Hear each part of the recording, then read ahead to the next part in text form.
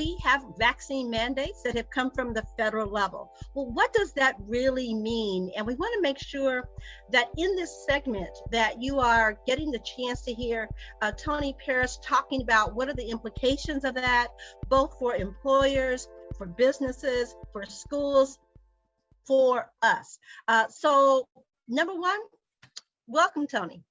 Welcome. Thanks for having me. I really appreciate being back. Yeah, absolutely. Because we'd like to get you back because you give us great information. It's important to have that legal perspective. So speaking of that, what does it really mean to have a vaccine mandate? So as many of you already know, and as Jametta mentioned, about a week ago, President Biden put in what he said was going to be a vaccination mandate. And just like all legal elements of things, just announcing it and the implementation of that are kind of two different things.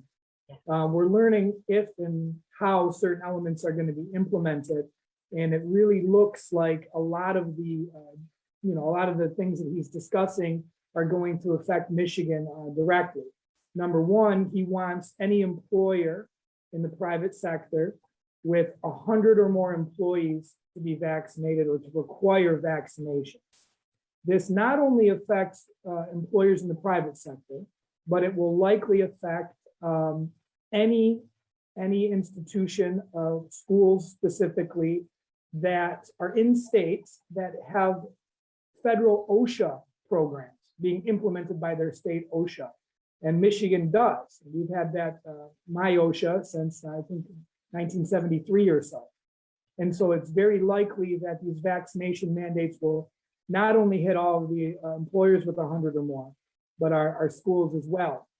It will require the employees of that school or any of the any private employer to be vaccinated. This is probably going to mean teachers and other employees of the school. It also is going to apply to any federal employee or federal contractor. And many of the newsworthy cases that have come out about the vax mandate, specifically one regarding Henry Ford Hospital. The reason that this will likely apply to hospitals and other medical facilities is because they receive money from Medicaid and Medicare to implement their medical services. And so that overlap with the federal government under our Commerce Clause means that President Biden is probably, in my opinion, going to be able to do this. He is also going to probably survive many legal challenges to this. And even the Henry Ford employees who tried to file a case last week to dispute it have already withdrawn that lawsuit. Regardless of the personal preferences or unfortunately political preferences of some over public health, they are now mandated to do that for all of our schools across the country. So just to come down to another level, we have lots of partners that are part of our COVID313 coalition. And I can say that I took the position as a leader, and then still being sensitive to our community. Detroit Parent Network does require all of our team members to be vaccinated. But if an organization, say, maybe only has 40 employees, but they receive some Medicaid dollars, they too would be included in that mandate? Now that's a really good question. It's unclear whether the 100 employee threshold is before or after the federal money. It's definitely true that the ability of the president and of our federal government to be involved in any of these mandates stems from a connection through federal commerce, through either the federal government's, providing dollars to many of our schools, many of our medical facilities. That's kind of what allows them to do that in the first place.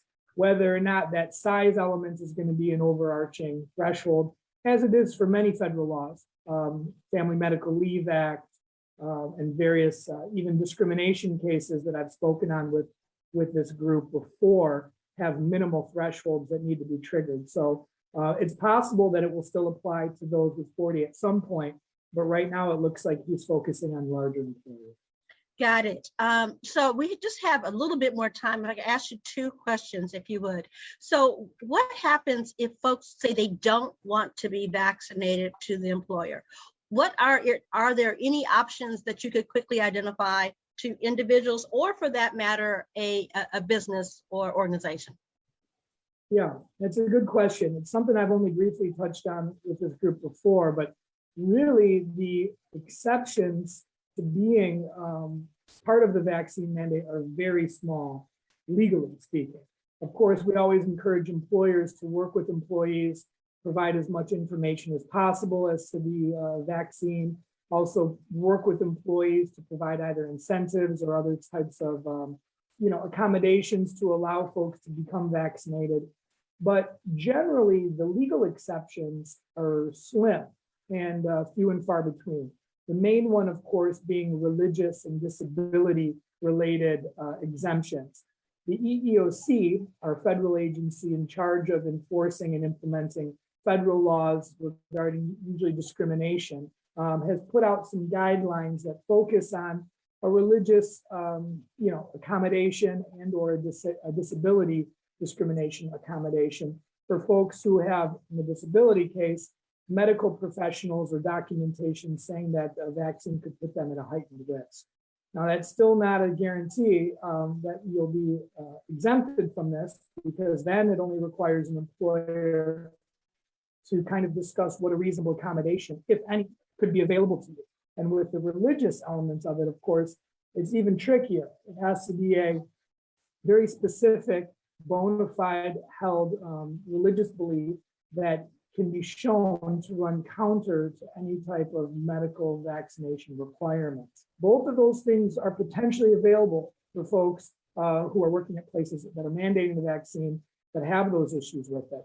They are just legally, let's just call them very narrow exceptions.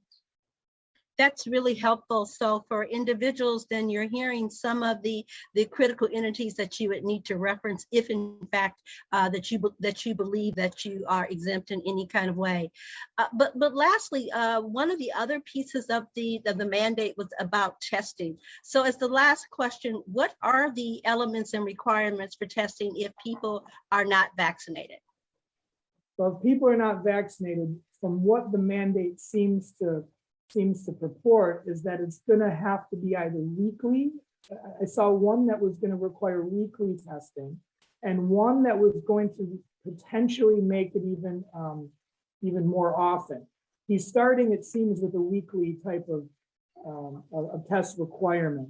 But as we've seen, and not only some other employers who are able to rapid test the day of, for certain medical workers, especially who are required to come into work and have either been potentially exposed or otherwise are experiencing some symptoms.